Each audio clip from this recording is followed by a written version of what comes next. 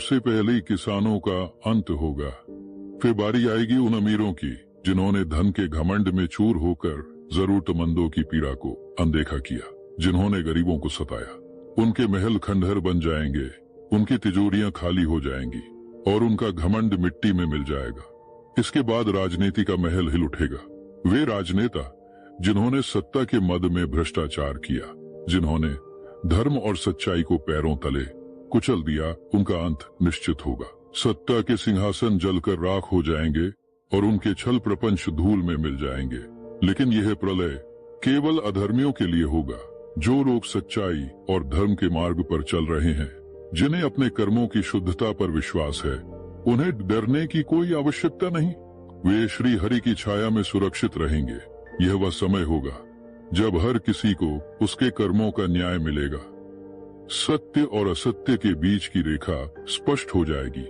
श्री हरि का न्याय अवश्य होगा और यह संसार एक बार फिर पवित्र और शुद्ध होगा।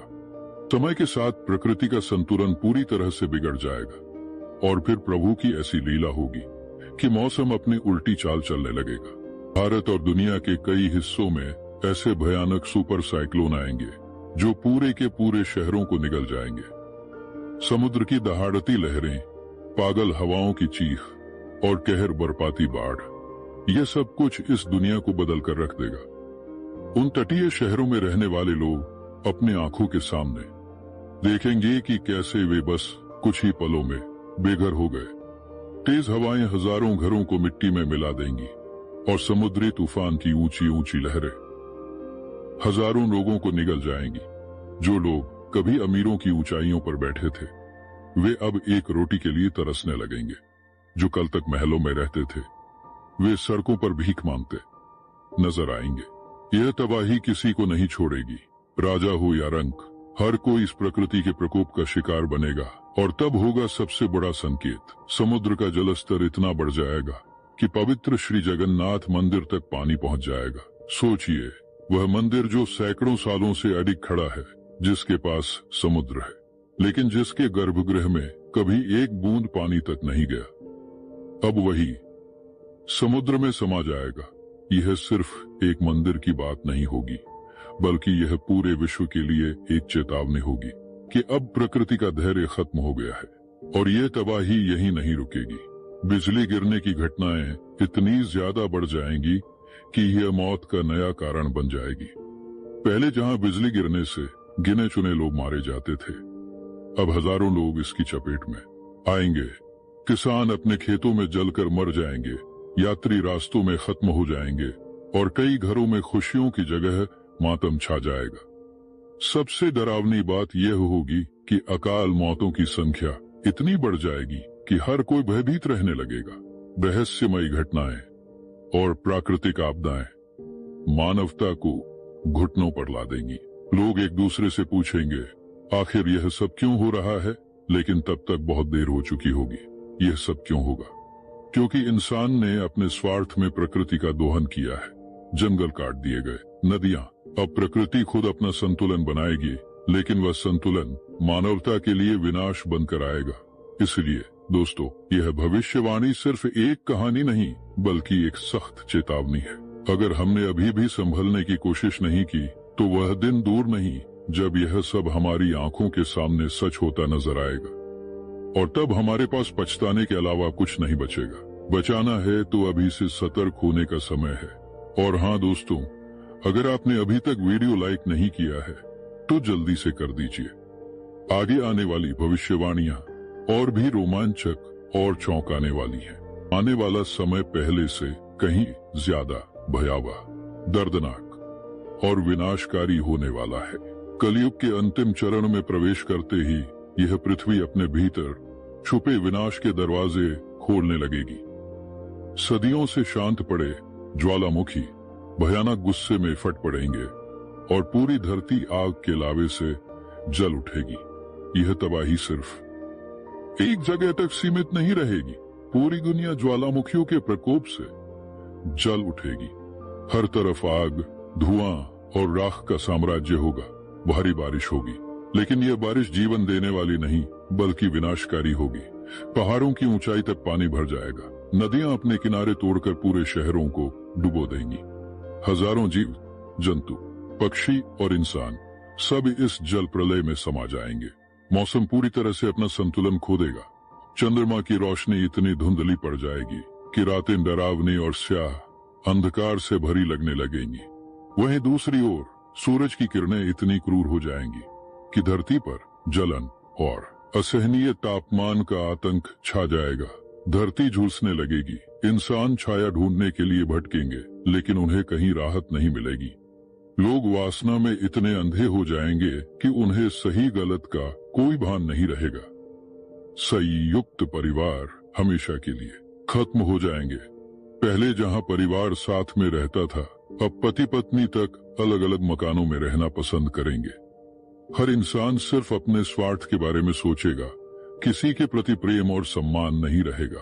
इंसान अब पहले जैसा मजबूत और स्वस्थ नहीं रहेगा। लोग इतने कमजोर हो जाएंगे कि बिना दवाइयों के जिंदा रहना असंभव हो जाए। छोटी छोटी बीमारियां भी जानलेवा बन जाएंगी। इंसान की पूरी जिंदगी दवाओं के सहारे बीतने लगेगी। संतानहीनता का बढ़ना, स्त्रियां संतान पैदा नहीं कर पाएंगी। पुरुषों में भी यह दोष आ जाएगा। समाज में निरंतरता खत्म होने लगेगी। लोग भगवान की पूजा करना पूरी तरह से बंद कर देंगे। गीता, महाभारत, भागवत और पुराण जैसे धर्म ग्रंथों को कोई नहीं पढ़ेगा। इसके विपरीत लोग तंत्र मंत्र, भूत प्रेत और चंडाल शक्तियों की पूजा करेंगे। लोग सत्य और धर्म से पूरी तरह भटक जाएंगे। नारी की पहचान खत्म हो जाएगी। विवाहित महिलाएं माथे पर सिंदूर नहीं लगाएंगी और उनकी पारंपरिक पहचान पूरी तरह से समाप्त हो जाएगी। दोस्तों, दुनिया तेजी से बदल रही है, लेकिन जो बदलाव हमें अभी छोटे छोटे रूप में दिख रहे हैं, वे आने वाले समय में भयानक विनाश में बदल जाएंगे। भविष्यमालिका ग्रंथों में खंड प्रलय और महाप्रलय का विस्तार से वर्णन किया गया है। यह कोई कहानी नहीं, बल्कि एक चेतावनी है कि भविष्य में क्या होने वाला है और हम इसके लिए कितने तैयार हैं। कल्पना कीजिए, दुनिया के नक्शे से कुछ देश पूरी तरह मिट जाएंगे। जहां आज बड़ी बड़ी इमारतें, सड़कें और जीवन की हलचल है, वहां सिर्फ वीरान बंजर भूमि बची होगी। यह केवल किसी एक देश की बात नहीं, बल्कि पूरे विश्व पर असर डालने वाली घटनाएं होंगी। कलयुग के अंतिम समय में एक विशालकाय उल्कापिंड पृथ्वी से टकराएगा। इसकी व्यास लगभग 3.5 किलोमीटर होगी। जब यह पृथ्वी से टकराएगा तो इसका प्रभाव इतना भयानक होगा कि पूरी पृथ्वी की धुरी बदल जाएगी। सोचिए, जो जगहें अभी समुद्र हैं, वे पूरी तरह सूख जाएंगी। जहां आज शुष्क भूमि है, वहां समुद्र लहराएंगे। दुनिया पूरी तरह उलट पलट हो जाएगी और इंसान के पास कोई रास्ता नहीं बचेगा। इस उल्कापिंड के टकराने से समुद्र में 300 फीट ऊंची सुनामी उठेगी। भारत के प्रमुख तीर्थ स्थल जगन्नाथ धाम, रामेश्वरम धाम और द्वारका धाम पूरी तरह समुद्र में समा जाएंगे। बद्रीनाथ धाम, वह तो इस सुनामी से पहले ही भूकंप में ध्वस्त हो चुका होगा।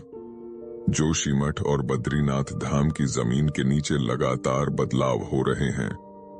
वैज्ञानिक भी मान रहे हैं कि वहां की जमीन कमजोर हो रही है और एक बड़ा भूकंप कभी भी आ सकता है। जब यह भूकंप आएगा तो बद्रीनाथ धाम पूरी तरह जमीन में समा जाएगा और वहां कुछ भी नहीं बचेगा। इसके बाद भगवान बद्रीनाथ के दर्शन केवल भविष्य बद्री नामक स्थान पर ही हो सकेंगे। लेकिन यह सब अचानक नहीं होगा। इसकी शुरुआत तो पहले ही हो चुकी है। 2019 से ही दुनिया इन घटनाओं की झलक देख रही है। जबरदस्त चक्रवात, विनाशकारी बाढ़, भीषण भूकंप और महामारी की शुरुआत हो चुकी है। कोरोना महामारी ने पूरी दुनिया को हिलाकर रख दिया। लाखों लोग मारे गए और इंसान पहली बार इतने असहाय महसूस कर रहा था। क्या यह सब महाप्रलय की शुरुआत का संकेत नहीं था? इसी साल कल्प वृक्ष को भी नुकसान पहुंचा था। यह वही पवित्र वृक्ष है जिसके बारे में कहा जाता है कि यह समुद्र मंथन से निकला था। इस वृक्ष के बारे में कई रहस्यमय बातें प्रचलित हैं। इस पर कभी कोई पक्षी नहीं बैठता, इसकी पत्तियां कभी जमीन पर नहीं गिरती, इसकी जड़ें ऊपर से निकलकर हवा में ही रहती हैं, जमीन को छूती तक नहीं। लेकिन असली विनाश तब शुरू होगा जब विश्व युद्ध छिड़ेगा। 7 दिन और 7 रातों तक पूरी दुनिया में घना अंधकार छा जाएगा। कोई सूरज नहीं, कोई चांद नहीं, कोई तारा नहीं, हर जगह सिर्फ काली रात का राज होगा। दुनिया में हाहाकार मच जाएगा, लोग डर से कांपेंगे, भगवान को याद करेंगे, लेकिन तब तक बहुत देर हो चुकी होगी। चौथे दिन जब अंधेरा अपने चरम पर होगा, तभी अचानक भयानक प्रलय आ जाएगा। जमीन कांपेगी, समुद्र उफान मारेंगे, हवा इतनी तेज चलेगी कि सब कुछ उड़ा ले जाएगी, आकाश से आग बरसेगी। यह वो दिन होगा जब पूरी पृथ्वी का स्वरूप बदल जाएगा। लेकिन आशा की एक किरण भी है।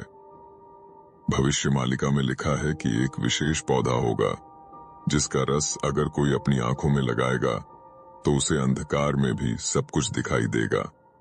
यह वही पौधा है जिसका उपयोग द्वापर युग में पांडवों ने किया था, जब वे वनवास में थे और अचानक चारों ओर घना अंधकार छा गया था। तब भगवान श्री कृष्ण ने उन्हें इस पौधे के रस का उपयोग करने के लिए कहा था। 2025 के बाद स्थितियां और भी भयावह हो जाएंगी। रेल हादसे, हवाई दुर्घटनाएं और सड़क हादसे इतनी ज्यादा बढ़ जाएंगी कि लोग सफर करने से डरने लगेंगे। हर दिन किसी न किसी बड़ी दुर्घटना की खबर सुनाई देगी। विज्ञान चाहे जितनी भी तरक्की कर ले, लेकिन प्रकृति जब अपना खेल खेलती है तो इंसान की सारी तकनीक और सारी योजनाएं धरी की धरी रह जाती। सबसे पहले किसानों का अंत होगा, फिर बारी आएगी उन अमीरों की जिन्होंने धन के घमंड में चूर होकर जरूरतमंदों की पीड़ा को अनदेखा किया, जिन्होंने गरीबों को सताया। उनके महल खंडहर बन जाएंगे, उनकी तिजोरियां खाली हो जाएंगी और उनका घमंड मिट्टी में मिल जाएगा। इसके बाद राजनीति का महल हिल उठेगा। वे राजनेता जिन्होंने सत्ता के मद में भ्रष्टाचार किया, जिन्होंने धर्म और सच्चाई को पैरों तले कुचल दिया, उनका अंत निश्चित होगा। सत्ता के सिंहासन जलकर राख हो जाएंगे और उनके छल प्रपंच धूल में मिल जाएंगे। लेकिन यह प्रलय केवल अधर्मियों के लिए होगा। जो लोग सच्चाई और धर्म के मार्ग पर चल रहे हैं, जिन्हें अपने कर्मों की शुद्धता पर विश्वास है, उन्हें डरने की कोई आवश्यकता नहीं। वे श्री हरि की छाया में सुरक्षित रहेंगे। यह वह समय होगा जब हर किसी को उसके कर्मों का न्याय मिलेगा। सत्य और असत्य के बीच की रेखा स्पष्ट हो जाएगी। श्री हरि का न्याय अवश्य होगा और यह संसार एक बार फिर पवित्र और शुद्ध होगा। समय के साथ प्रकृति का संतुलन पूरी तरह से बिगड़ जाएगा और फिर प्रभु की ऐसी लीला होगी कि मौसम अपनी उल्टी चाल चलने लगेगा। भारत और दुनिया के कई हिस्सों में ऐसे भयानक सुपर साइक्लोन आएंगे जो पूरे के पूरे शहरों को निगल जाएंगे। समुद्र की दहाड़ती लहरें, पागल हवाओं की चीख और कहर बरपाती बाढ़, यह सब कुछ इस दुनिया को बदल कर रख देगा। उन तटीय शहरों में रहने वाले लोग अपनी आंखों के सामने देखेंगे कि कैसे वे बस कुछ ही पलों में बेघर हो गए। तेज हवाएं हजारों घरों को मिट्टी में मिला देंगी और समुद्री तूफान की ऊंची ऊंची लहरें हजारों लोगों को निगल जाएंगी। जो लोग कभी अमीरों की ऊंचाइयों पर बैठे थे, वे अब एक रोटी के लिए तरसने लगेंगे। जो कल तक महलों में रहते थे, वे सड़कों पर भीख मांगते नजर आएंगे। यह तबाही किसी को नहीं छोड़ेगी, राजा हो या रंक, हर कोई इस प्रकृति के प्रकोप का शिकार बनेगा। और तब होगा सबसे बड़ा संकेत। समुद्र का जलस्तर इतना बढ़ जाएगा कि पवित्र श्री जगन्नाथ मंदिर तक पानी पहुंच जाएगा। सोचिए, वह मंदिर जो सैकड़ों सालों से अडिग खड़ा है, जिसके पास समुद्र है, लेकिन जिसके गर्भगृह में कभी एक बूंद पानी तक नहीं गया, अब वही समुद्र में समा जाएगा। यह सिर्फ एक मंदिर की बात नहीं होगी, बल्कि यह पूरे विश्व के लिए एक चेतावनी होगी कि अब प्रकृति का धैर्य खत्म हो गया है। और ये तबाही यही नहीं रुकेगी। बिजली गिरने की घटनाएं इतनी ज्यादा बढ़ जाएंगी कि यह मौत का नया कारण बन जाएगी। पहले जहां बिजली गिरने से गिने चुने लोग मारे जाते थे, अब हजारों लोग इसकी चपेट में आएंगे। किसान अपने खेतों में जलकर मर जाएंगे, यात्री रास्तों में खत्म हो जाएंगे और कई घरों में खुशियों की जगह मातम छा जाएगा। सबसे डरावनी बात यह होगी कि अकाल मौतों की संख्या इतनी बढ़ जाएगी कि हर कोई भयभीत रहने लगेगा। रहस्यमयी घटनाएं और प्राकृतिक आपदाएं मानवता को घुटनों पर ला देंगी। लोग एक दूसरे से पूछेंगे, आखिर यह सब क्यों हो रहा है? लेकिन तब तक बहुत देर हो चुकी होगी। यह सब क्यों होगा? क्योंकि इंसान ने अपने स्वार्थ में प्रकृति का दोहन किया है। जंगल काट दिए गए, नदियां। अब प्रकृति खुद अपना संतुलन बनाएगी, लेकिन वह संतुलन मानवता के लिए विनाश बनकर आएगा। इसलिए दोस्तों, यह भविष्यवाणी सिर्फ एक कहानी नहीं, बल्कि एक सख्त चेतावनी है। अगर हमने अभी भी संभलने की कोशिश नहीं की, तो वह दिन दूर नहीं जब यह सब हमारी आंखों के सामने सच होता नजर आएगा, और तब हमारे पास पछताने के अलावा कुछ नहीं बचेगा। बचाना है तो अभी से सतर्क होने का समय है। और हाँ दोस्तों, अगर आपने अभी तक वीडियो लाइक नहीं किया है तो जल्दी से कर दीजिए। आगे आने वाली भविष्यवाणियां और भी रोमांचक और चौंकाने वाली हैं। आने वाला समय पहले से कहीं ज्यादा भयावह, दर्दनाक और विनाशकारी होने वाला है। कलयुग के अंतिम चरण में प्रवेश करते ही यह पृथ्वी अपने भीतर छुपे विनाश के दरवाजे खोलने लगेगी। सदियों से शांत पड़े ज्वालामुखी भयानक गुस्से में फट पड़ेंगे और पूरी धरती आग के लावे से जल उठेगी। यह तबाही सिर्फ एक जगह तक सीमित नहीं रहेगी, पूरी दुनिया ज्वालामुखियों के प्रकोप से जल उठेगी। हर तरफ आग, धुआं और राख का साम्राज्य होगा। भारी बारिश होगी, लेकिन यह बारिश जीवन देने वाली नहीं बल्कि विनाशकारी होगी। पहाड़ों की ऊंचाई तक पानी भर जाएगा। नदियां अपने किनारे तोड़कर पूरे शहरों को डुबो देंगी। हजारों जीव जंतु, पक्षी और इंसान सब इस जल प्रलय में समा जाएंगे। मौसम पूरी तरह से अपना संतुलन खो देगा। चंद्रमा की रोशनी इतनी धुंधली पड़ जाएगी कि रातें डरावनी और स्याह अंधकार से भरी लगने लगेंगी। वहीं दूसरी ओर सूरज की किरणें इतनी क्रूर हो जाएंगी कि धरती पर जलन और असहनीय तापमान का आतंक छा जाएगा। धरती झुलसने लगेगी। इंसान छाया ढूंढने के लिए भटकेंगे, लेकिन उन्हें कहीं राहत नहीं मिलेगी। लोग वासना में इतने अंधे हो जाएंगे कि उन्हें सही गलत का कोई भान नहीं रहेगा। संयुक्त परिवार हमेशा के लिए खत्म हो जाएंगे। पहले जहां परिवार साथ में रहता था, अब पति पत्नी तक अलग अलग मकानों में रहना पसंद करेंगे। हर इंसान सिर्फ अपने स्वार्थ के बारे में सोचेगा। किसी के प्रति प्रेम और सम्मान नहीं रहेगा। इंसान अब पहले जैसा मजबूत और स्वस्थ नहीं रहेगा। लोग इतने कमजोर हो जाएंगे कि बिना दवाइयों के जिंदा रहना असंभव हो जाए। छोटी छोटी बीमारियां भी जानलेवा बन जाएंगी।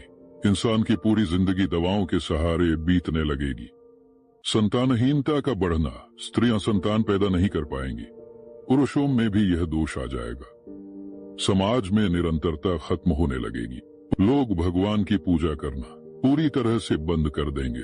गीता, महाभारत, भागवत और पुराण जैसे धर्म ग्रंथों को कोई नहीं पढ़ेगा।